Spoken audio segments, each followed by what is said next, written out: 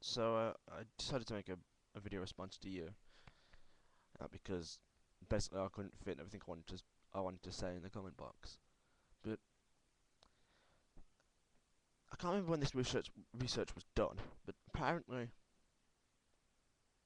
the probability of God as we think of him existing is less likely than the universe being a slice of bread sitting on top of a turtle, on top of another turtle, in a world of infinite turtles, which is a theory from the 1800s.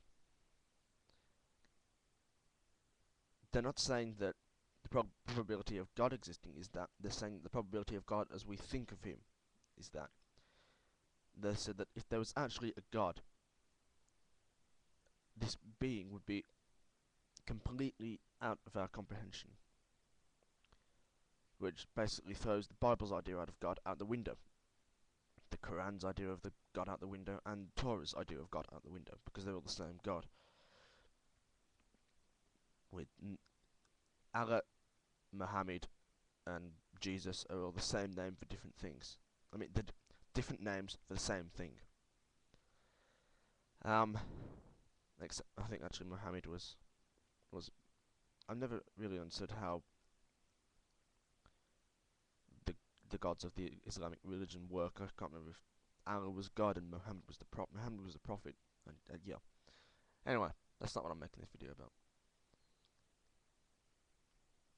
So yeah, that that's the argument against the Christian God. That's not to say that there isn't a God. It's just if there is, we couldn't possibly comprehend him, so we couldn't know any of these things that the Bible claims to know of him.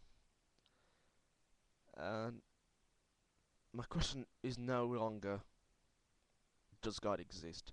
My question is, how has God survived this long? Because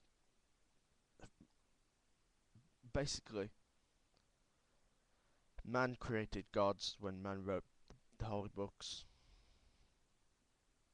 and God cannot live without man because the only way that God can exist is in your head, and he's been doing that for thousands of years.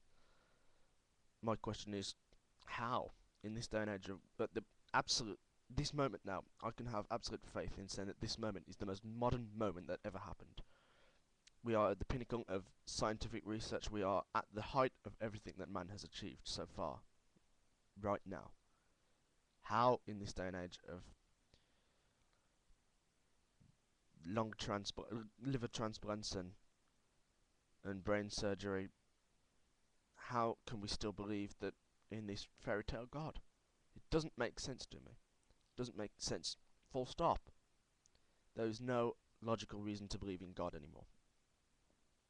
Maybe there was a logical reason to believe in God before we had people like Stephen Hawking who came up with theories of how the world could be created without a creator. Or something like that.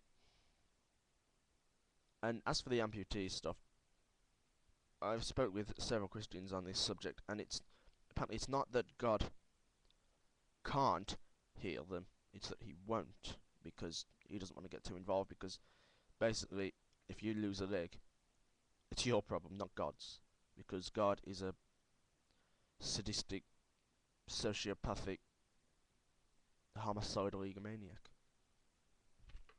basically. In short, that's what God is. Peace.